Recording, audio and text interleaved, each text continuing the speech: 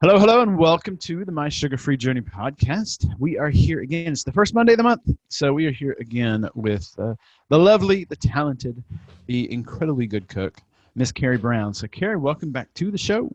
Hi, Aaron. How are you? I am doing well, and I am so looking forward. So, you've you're mentioned this last month, but in the month that has gone by, I have done multiple.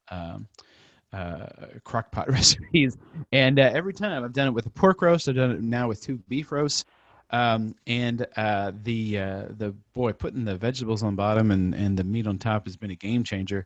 And I've still got plenty of broth, which is what I was expecting to not have, but I've still got plenty of juice at the bottom. And so on the days that I'm fasting, I'll just grab a spoonful of that and drink it with some salt as I'm heading to bed, because I don't eat before going to bed anymore. And it's been great. So I really appreciate that.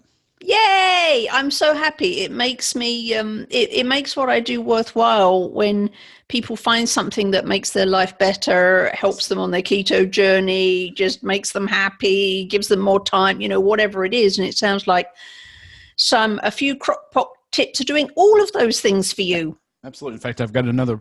My store keeps putting them on clearance, so I keep getting these giant pork roasts for $5, and so I keep bringing them home, and I keep throwing them in the crock pot. So I'm all for it.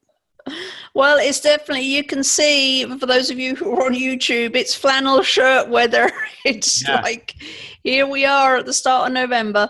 So I thought that November brings the start of the holidays in earnest, really. Yes. So, Halloween has been and gone, and that was fun, but now it's seriously holiday time. Yep. So I thought it would be fun, but I also thought it would be useful to help people who are maybe new, because there's so many new people right.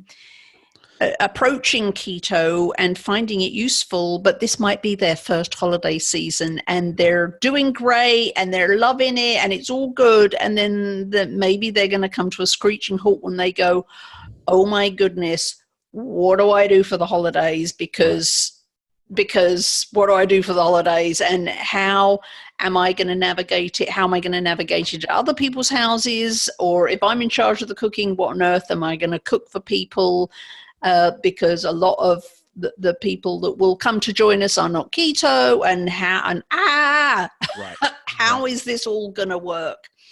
So I thought it would be useful for people to get a bit of insight into some of the things you can do, and to help you thrive through the holidays, not struggle through the holidays, because it's perfectly possible to remain completely keto and unlike everybody else, to lose weight over the holidays and not gain it.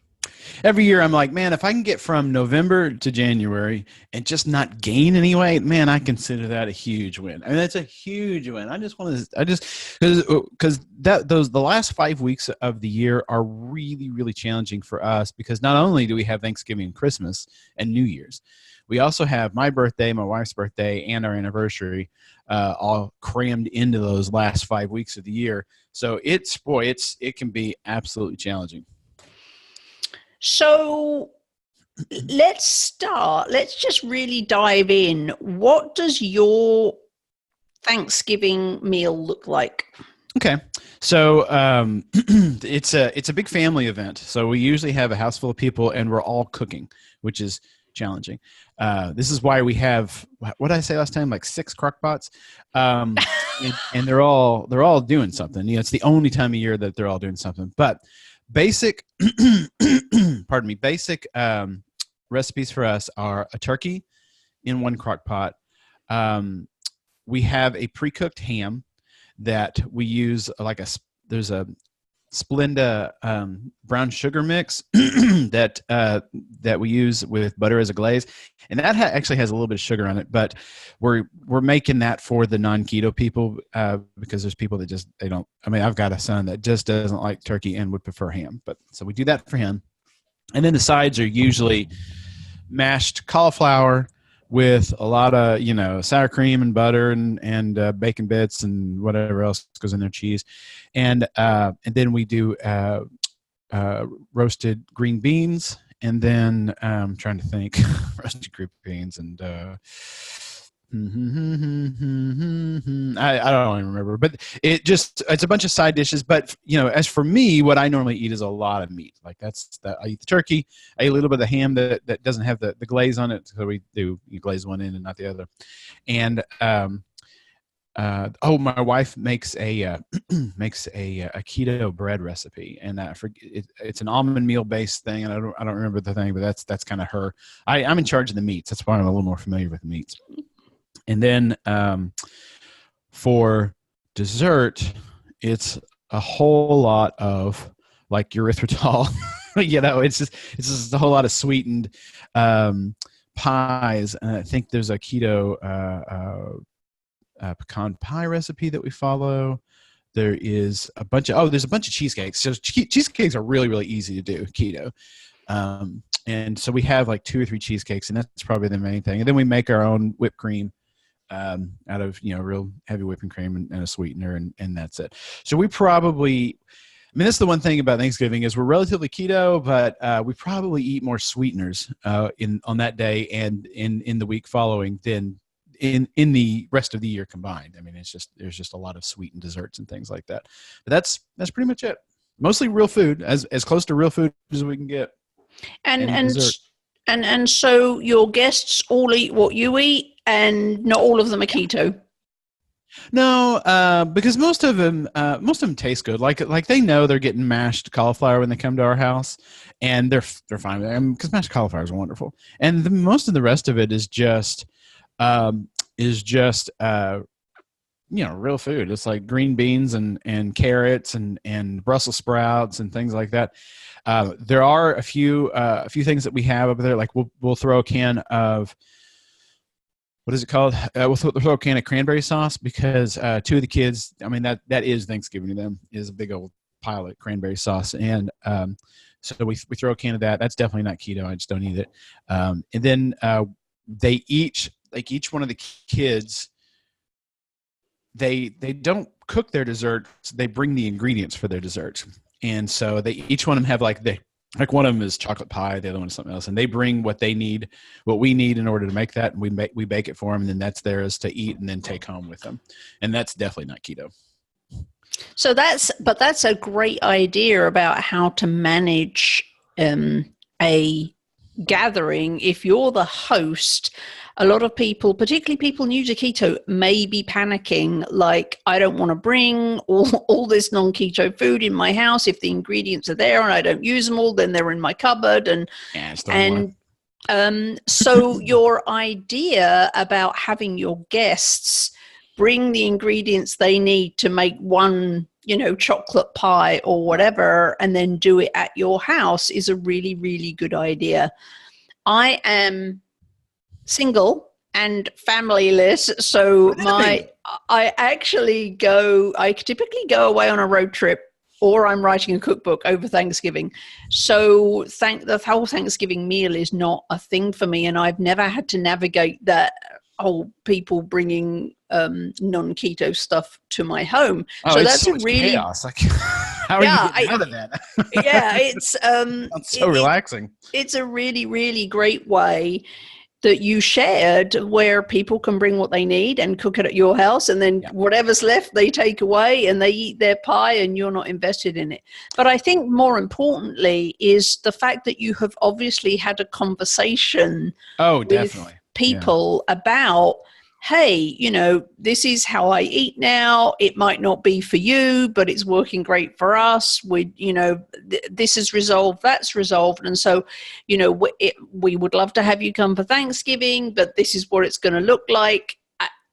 Our food is delicious. We would love to share it with you, but if you need to bring a box of wheat thins or, whatever with you, then we won't be offended if you do. If you want to have regular chocolate pie, then bring the stuff, make it here. It'll be super fun. We can do it together. It sounds like you've had a really healthy conversation with the people that you invite so that everybody is happy. There's no angst. You're not worried about what they're going to think of you or what they're going to say. You don't have to worry about, them judging you or making comments about your choices. And I think it's super, super important. And I just want to encourage everyone, particularly if you're new, to have that conversation ahead of the holidays with anyone that you may be inviting over to your home to share a holiday meal with. So it's interesting that you say all that, because there was a year where, because my wife went low carb like a year before I did. So there was a year where she was low carb and no one else was. And so it was a year like a Thanksgiving, and it was like she was almost in tears at one point, because it was so stressful for her, because she was just kind of getting over her addiction to sugar. And now we were expecting her to cook the normal stuff for Thanksgiving. And she was like, I can't eat any of this. And she ended up with just like this little scrap of turkey on her plate, because she literally couldn't eat anything else on the table, because our tradition, I can't even remember what we used to eat, to be honest with you, but our traditional Thanksgiving was apparently, all of it was sugar this and, carb that. And she couldn't eat any of it. And that was one of the things that I remember thinking, I should probably do this with her so she has a little support. And that was one of the things that got the ball rolling towards me being low carb. Yeah, I think it's super important that people get to the place where they feel comfortable having a conversation with the people that are around them. Exactly. So that was some great ideas on what to do if you're hosting. But I do actually have I wrote a cookbook, Keto for the Holidays, because the holidays are the most difficult meal to navigate for most people who are on keto. So there's a bunch of recipes in there, and you'll be pleased to know, maybe for this year, that there's 2 recipes for cranberry sauce. There's what I refer to as the lumpy kind, which is the whole berry cranberry sauce. Right. And there's also a recipe for the jellied cranberry sauce, which I just think I had never seen.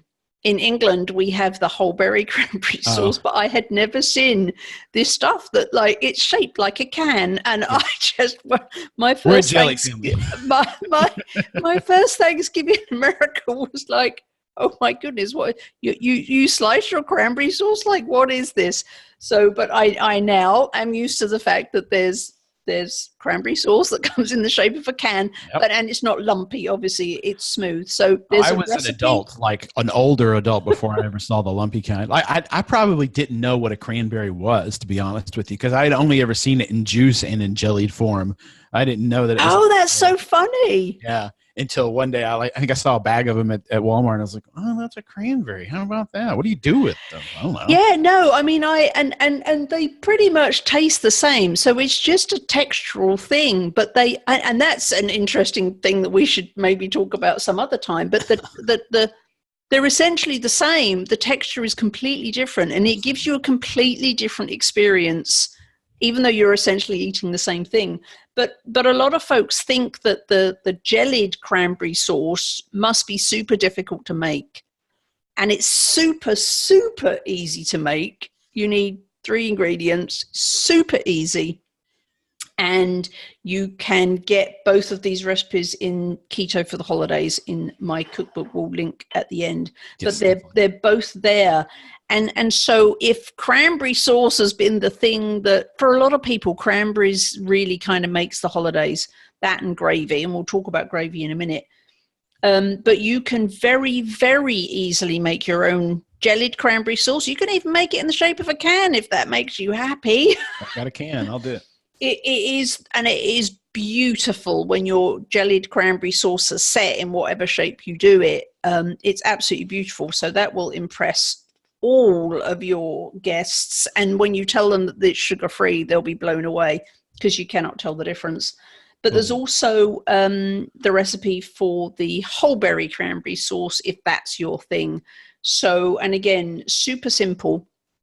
However, I must caution that you cannot use erythritol or erythritol-based sweeteners in your cranberry sauce or your cranberry jelly, because the ratio of, because cranberries are very, very tart, so you need a lot of sweetener to make it edible.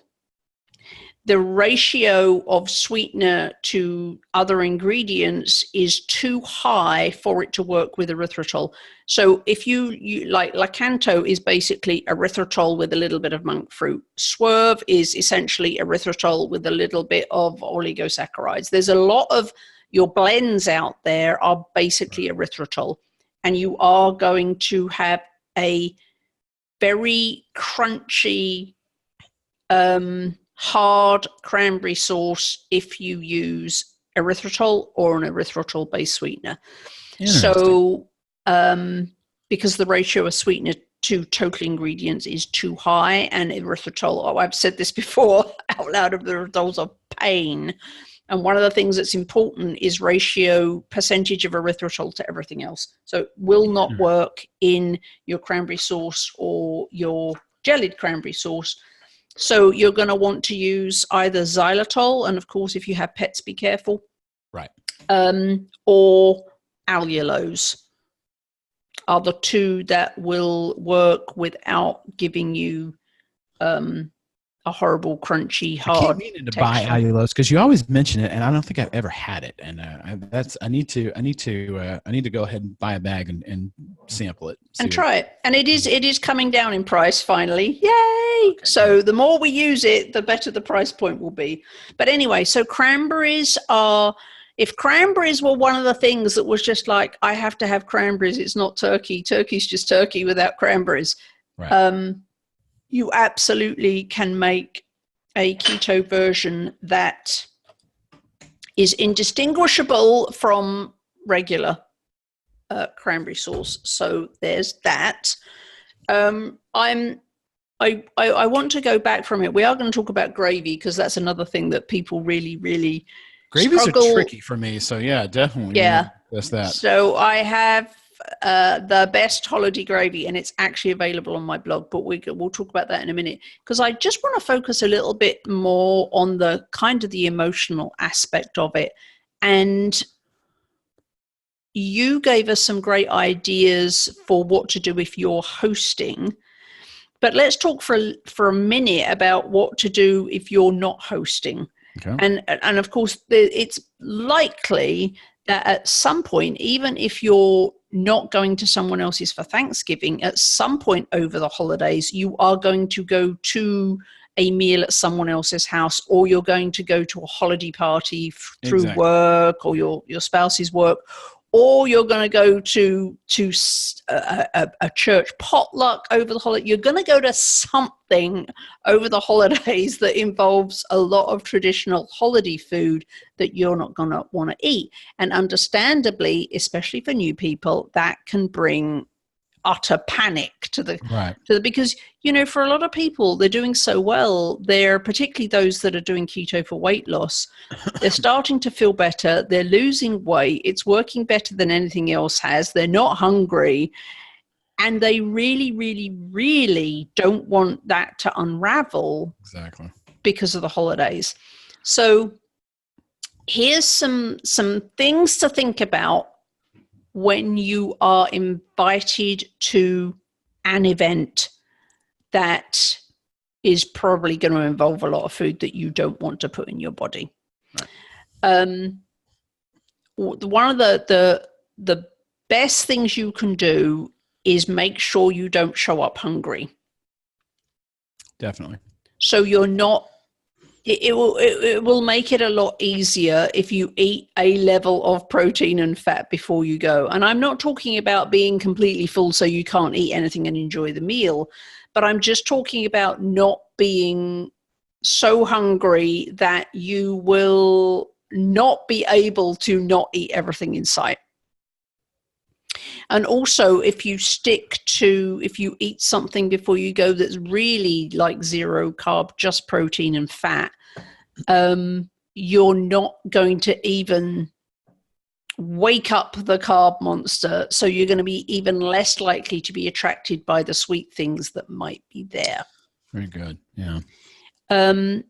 When you're there, focus on the meat. If it's a buffet style, it's typically a lot easier to navigate. Just focus on the proteins, focus on the deli meats, the cheese isn't a protein. Cheese is a fat. But anyway, so focus on the deli cuts, focus on the cheeses. Also, you can focus on, because it will help you be full, is if they have, the hors d'oeuvre, the vegetables. I can't remember what you guys call them here, the crudité. Focus on those, eat some of those. You're going to get some crunch from the celery and the peppers. Yeah. It will give you some variety. You probably want to avoid the dips if you can, unless you know what the ingredients are. You probably want to avoid the dips. If you're looking for dips to make, then there's several in Keto for the Holidays that you could take with you, which is another point. If you're going somewhere where you know most of the food is not going to be for you, particularly if it's a potluck, just make sure you take something that's super keto that you can take, so that if there's nothing else there you can eat, you're not going to be hungry, because you're going to have enough food with you. And, even if you put like a couple of those little Baby Bells or cheap mozzarella sticks or some jerky in your purse, so that even if there's not enough for you to eat, or even if everyone loves your food more than their food and they eat all your keto food, you've still got a way of offsetting hunger or having something to eat and not feeling left out. So you can take some very small snacky things in your purse to make up an entire meal in case of emergency. Perfect. Yeah. Sometimes just the novelty of what you're bringing, like everybody wants to try it because they don't know what keto food is. Like I remember very early on, like 6 or 7 years ago, we went somewhere and they were making spaghetti. And I was like, okay, I can't, I knew the sauce was probably going to have sugar in it. And I couldn't eat the pasta. So I said, how about I put a couple zucchini through a spiralizer, and my wife and I would just eat that. We'll put a little bit of sauce on there. Probably won't kill us.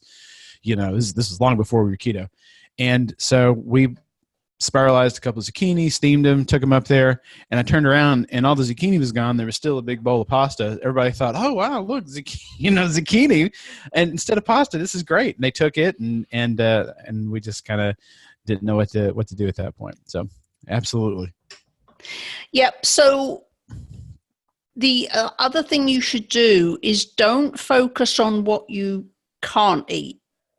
Focus on what you can eat. So when I eat out or when I go to someone else's house, I kind of turn it into a game, because games are fun. And if you're not having fun, what's the point?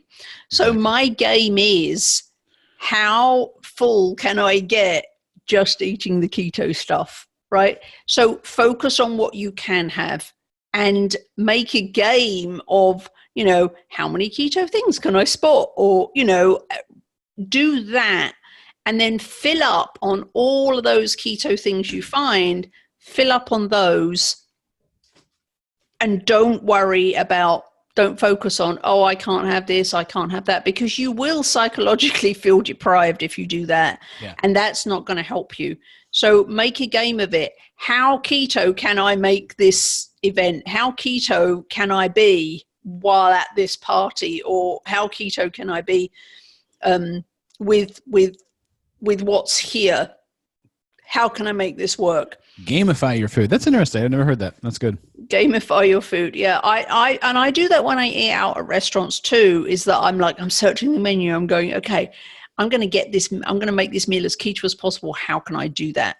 And if you are eating out, restaurants are getting a lot more friendly with yes, we can totally do that without the bun. Can I give you half an avocado, or would you like it lettuce wrapped, or, whatever. Right. Or they're getting a lot more used to people asking for low carb. And I think as long as you don't make a thing about it, then in my experience, they're more than happy to help you. Mm-hmm. And now I'm finding that when I say, I'd like the, whatever, the mushroom Swiss burger with no bun, they are actually starting to say, would you like this instead, or would you like that instead? They're not just going, oh, okay. They're actually starting, so it's becoming a thing, and restaurants are actually getting much better at suggesting, because they're used to it. So they've thought about, okay, what can we give them instead? Right. So that is one thing I do, but I gamify eating out. How I make it a challenge. How keto can I make this? And how keto can I stay when I go to this party? Good. That's good. Another thing, cookies. Cookie swaps here. It's not a thing in England, but it's a thing here, is the whole holiday cookies and the cookie swaps and all of that. So you'll be thrilled to know that up on my blog, there is a recipe for sugar cookies. Obviously, there's no sugar in them. And I haven't done this because single, no kids.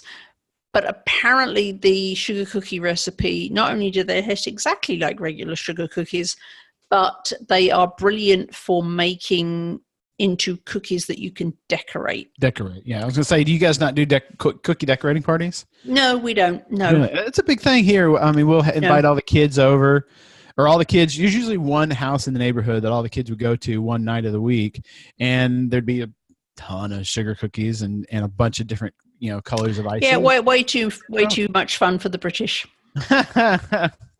And there was usually apple cider, and I mean, it was a whole thing.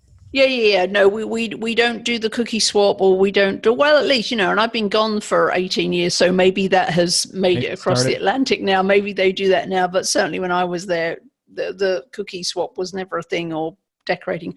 So the sugar cookie recipe that's up on my blog, which is carriebrown.com, just type sugar cookie into the search bar and you'll find it. And I have it on good authority from thousands of the people that hang out in the Keto Kitchen Facebook group, that they are brilliant for using as a base for decorating your cookies. So you don't have to think that is off the table for you, because it's not. Gravy. We're kind of hopping about all over the place here, but I think gravy is one of the things that people find really, really difficult, because there's a lot of misunderstanding about keto thickeners.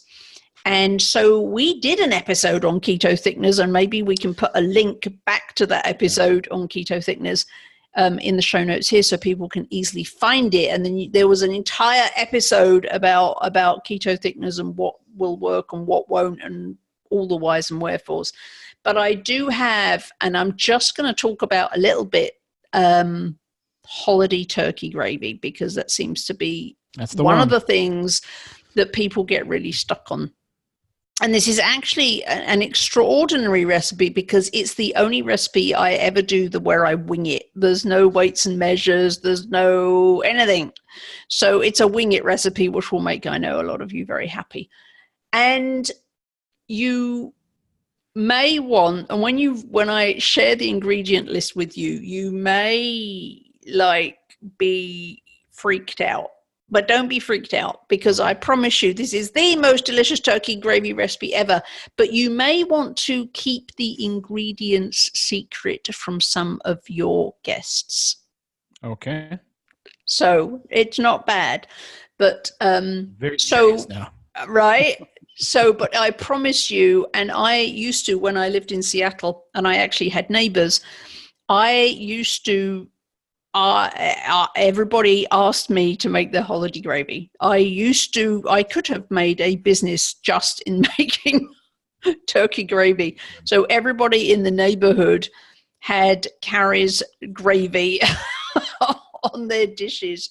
And I remember one year I was actually away and people were texting me and I'm like, okay, this, the house sitters are there, go round, give them this magic word and they'll give you a pot of frozen turkey gravy that's in the freezer so that you won't be without any.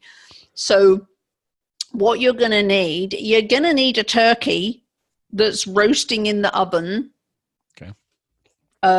Because you're going to use all of the juices from the turkey as the base for your gravy. So you're going to need a turkey. You're going to need that bag of bits that comes in the turkey. Don't throw it away.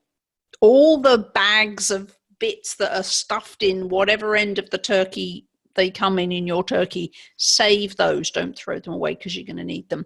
You're going to need water. You're going to need ground black pepper and sea salt. You're going to need heavy cream or thick coconut milk if you're dairy free. Thick coconut milk is the stuff that comes in a can, not the stuff that comes in a carton. You're going to need the magical konjac flour, also known as glucomannan powder. And you're also going to need some guar gum. And no, xanthan gum will not work. If you think those are interchangeable, go listen to our thickener episode that we did. And what you're going to do is you're going to get your roasted turkey. While the turkey's roasting, you're going to empty the contents of the bag of bits that you got out of the turkey into a pan, and you're going to add just enough water to cover them. You're going to place that pan over a medium heat and bring it to the boil. And then you're going to reduce the heat and simmer the bits for 15 minutes until they're cooked.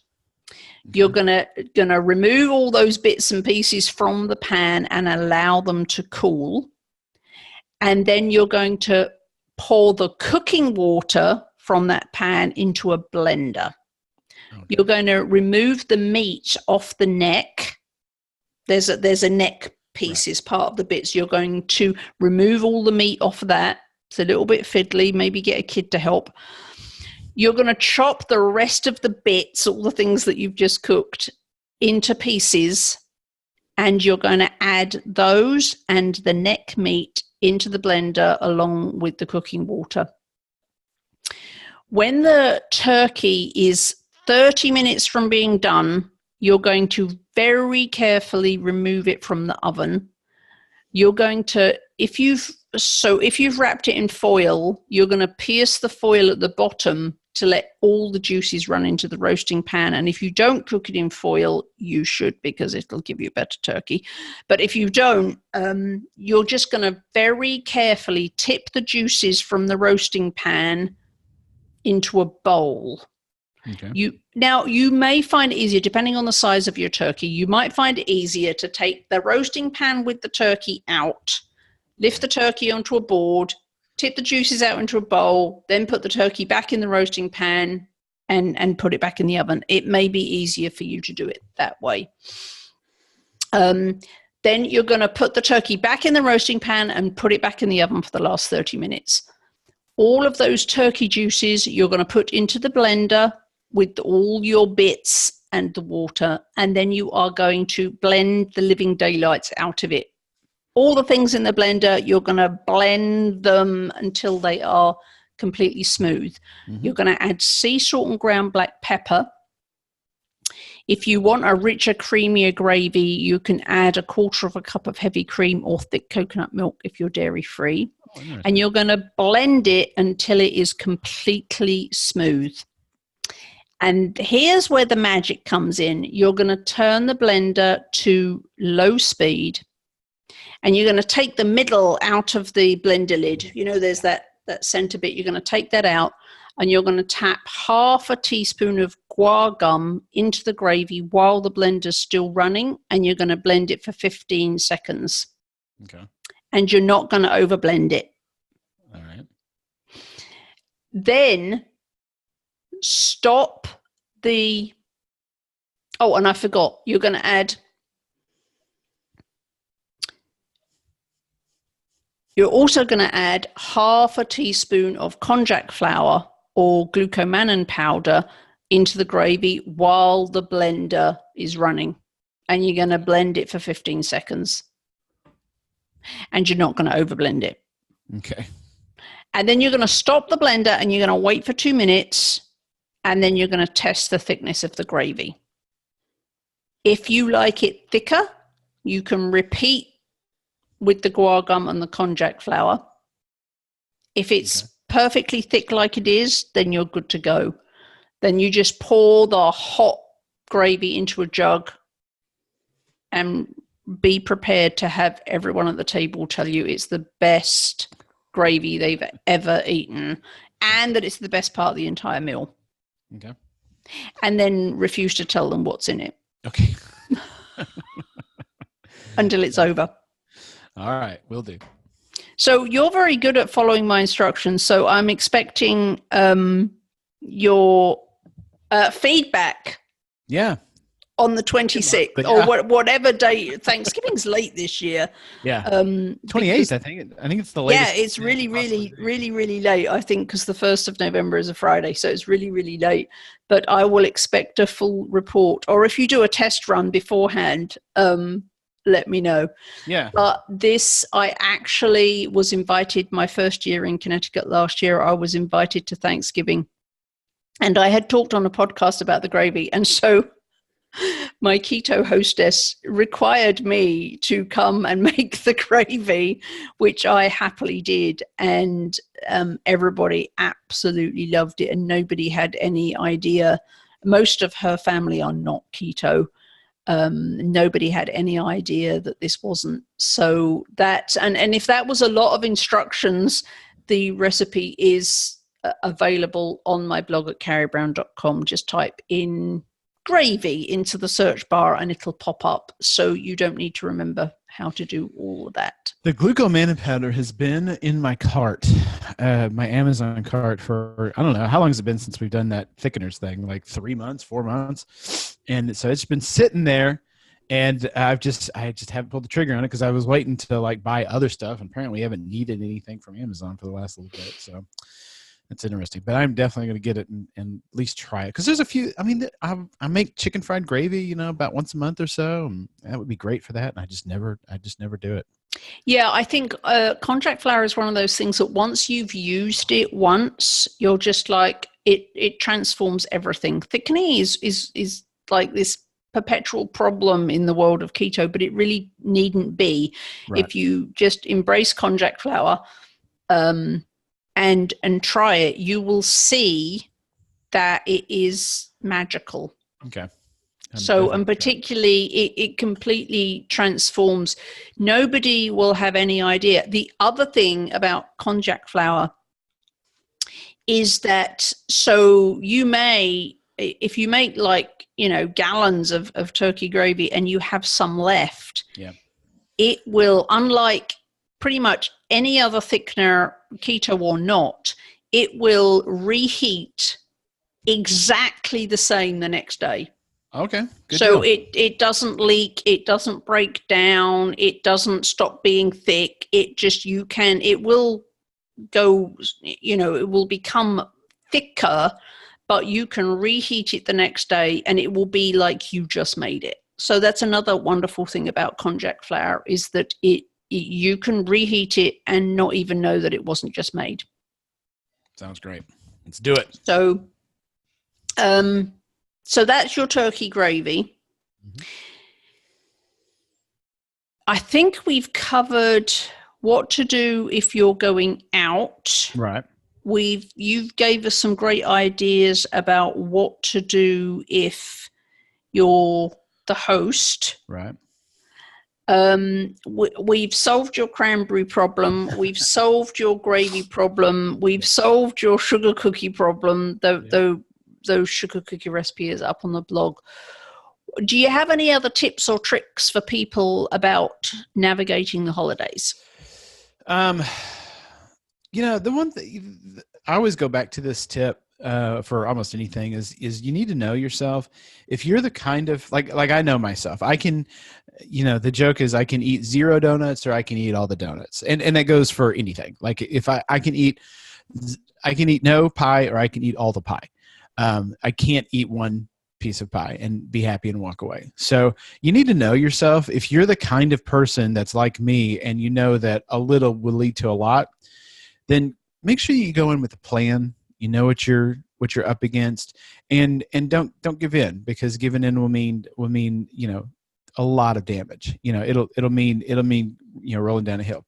There are some people that they eat a little sliver of pumpkin pie and they high five their guests, they walk away, and they never think about it again. That's just that's not me. So if you're if you're that kind of person, then absolutely make sure that you have a plan before you go in there, and don't give in.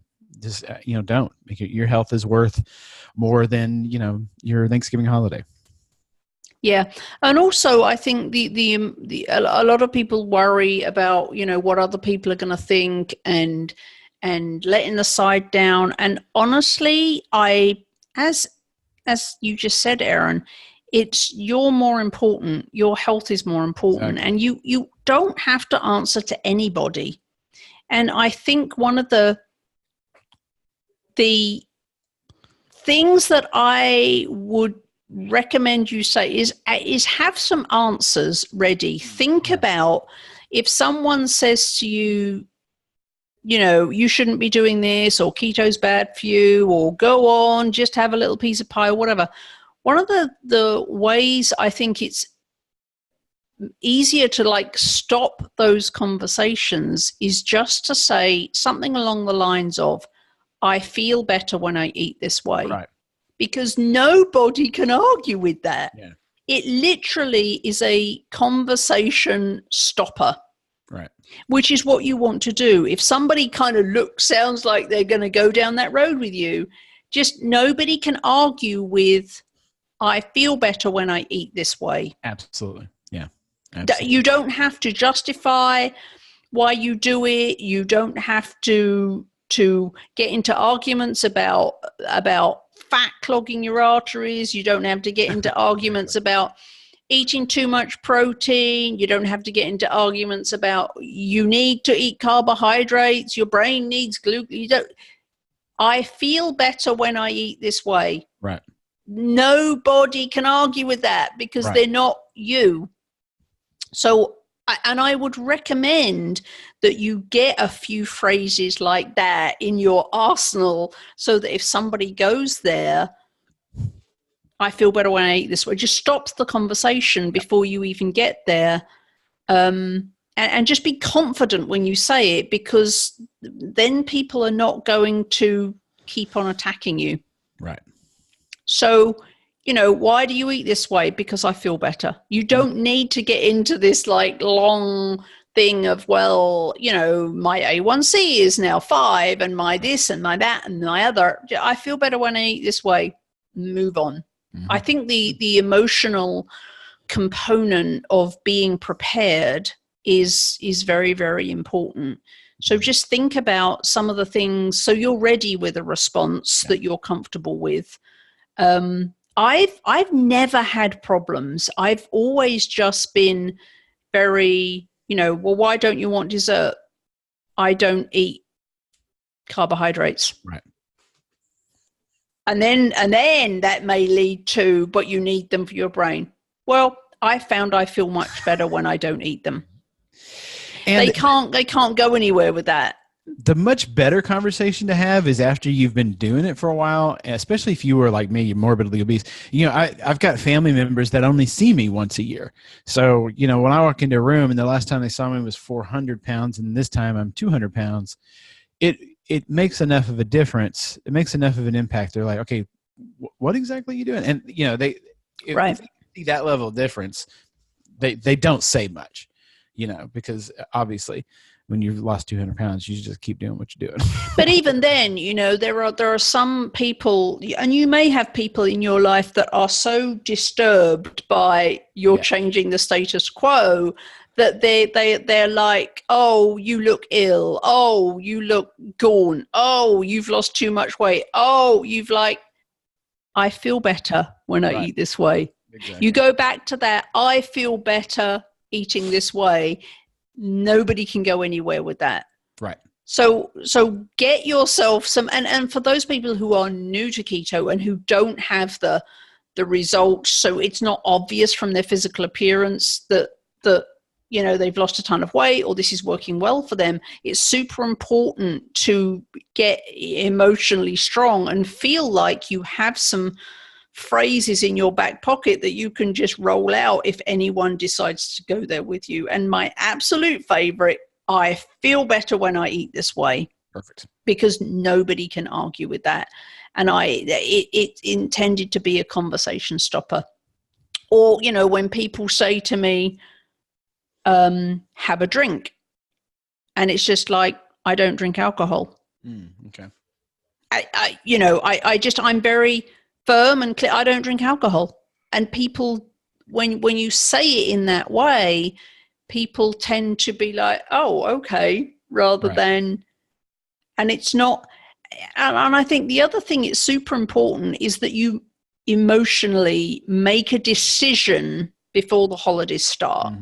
So, for example, when I stopped drinking alcohol, it was like, I don't drink alcohol. It wasn't like, it's like I have never smoked, but it's not a decision for me. If someone offers me a cigarette, I don't have to make a decision. I've already made the decision. I don't smoke. So when they come to me and offer me a cigarette, I don't have to think about it. And I'd like to encourage you to try and get that way with keto before the holidays hit. So when someone comes to me and says, would you like a glass of wine?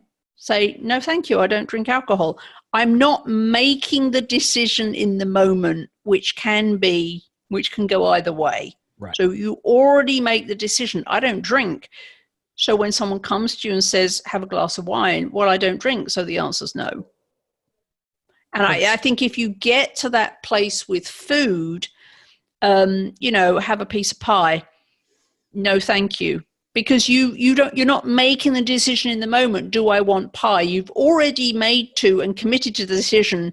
I don't eat pie that is made with flour and sugar, with carbohydrates. So mentally make the decisions before the holidays hit that I don't eat sugar, I don't eat carbs, I don't eat whatever it is.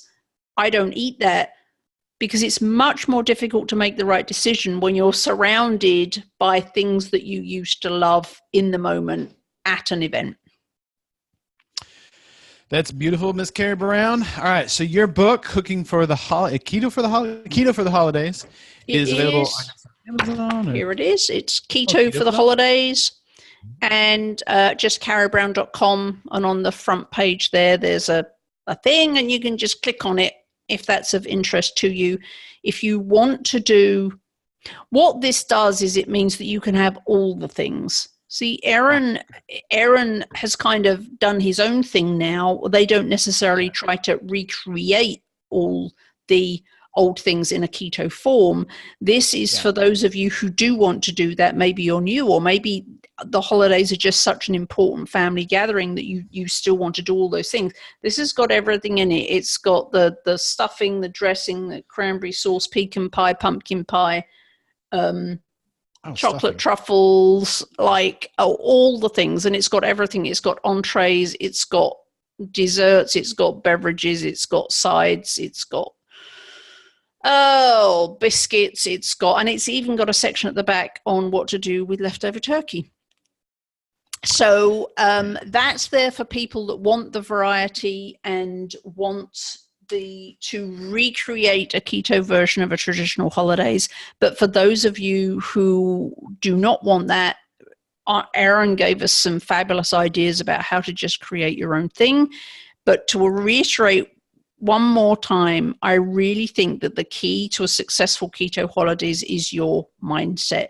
You're making a decision. You're listening to this at the beginning of November. Make the decision today that here's what I do eat, here's what I don't eat, so that when you're in a situation, you're not having to make a decision and maybe open to being pressured into making the wrong one. All right, guys. Well, let's do this. Those of you that are listening, if you go to the website, the post for this podcast, or if you're watching this on YouTube, either one, if you've got a tip, if you've got something that something that you do with your family that works well, or an experiment that you've tried and it went okay, or something that you've been doing, especially those of you that have been doing keto for a long time, give us your comment and leave us that tip. We would like to do that, and if we get enough of them, maybe we'll share them in next month's episode, and get some community feedback on this episode, because I love, we have so many people that are out there listening to these podcasts. There's such a wealth of information, such a wealth of tips and tricks and things that other people have gone through that maybe we're not thinking about, that we would love to hear from you. And please share your wisdom if you've got any. If you've got any, that's the challenge. If you've got any, share it with us. All right. It takes a village, and the more of us that we help each other, the more successful we'll all be. And that's a great, great thing. All right. Well, dog number one just entered the room and is pulling all my stuff off of the desk. So, time to wrap this up. As always, you can find out more from Carrie Brown at carriebrown.com. Of course, her her Keto for the Holidays cookbook is available there, and she will be back next month with more tips for us. Carrie Brown, thank you so much for coming on. Thanks, Aaron. Always a pleasure. All right, guys, we'll be back with a little more information.